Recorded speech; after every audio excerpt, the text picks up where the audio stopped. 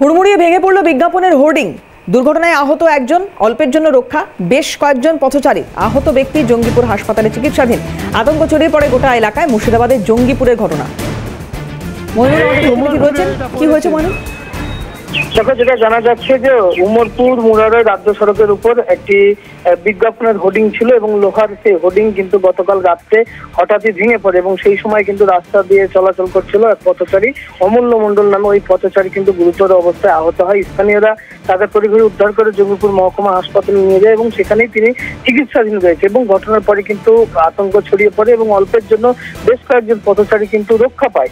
যেটা স্থানীয় লোকজনের অভিযোগ যে এইখানে কিন্তু এই হোর্ডিং এর কাজ চলছিল এবং সেই সময়ে মূলত এই হোর্ডিং এর যে লোহার রেলিং, সেই রেলিংটা কিন্তু রাস্তার উপরে ভেঙে পড়ে এবং তার জন্য কিন্তু রীতিমতো আতঙ্কিত হয়ে পড়ে এলাকার মানুষজন। এবং ঘটনার খবর পেয়ে সেখানে রঘুনাথগঞ্জ থানার পুলিশ যায় এবং রাস্তা থেকে সেই হোর্ডিংটিকে সরিয়ে অন্যত্র নিয়ে যায় এবং যান চলাচল স্বাভাবিক করে। তবে প্রশাসনের কিন্তু একটি নজরদারির অভাবের অভিযোগ করছে স্থানীয় মানুষ। অর্থাৎ একটা অভিযোগ উঠছে এই ঘটনা। অনেক ধন্যবাদ মইনুল। কথা বলছিলাম, মইনুল ইসলাম ছিলেন প্রত্যক্ষদর্শী। কি বলছেন শুনবো।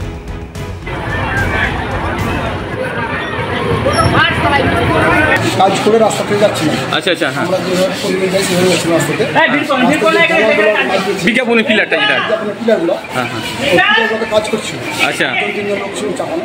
আমরা আমাদের 10 ফুট বা 20 ফুট আগে আমরা যাচ্ছিল, আমরা তারপর দেখেছিলাম সে অবস্থায় আস্তে আস্তে ভেঙে পড়ে গেল সে রাস্তাতে। নিচে কয়জন যাচ্ছিল? আমরা নিচে আপনার 5 জন যাচ্ছি। কিসে যাচ্ছিলেন আপনারা? সবাই সাইকেলে যাচ্ছিলেন? আচ্ছা, কত? আচ্ছা, এই নেই টান করেছেন বলেছেন? আচ্ছা।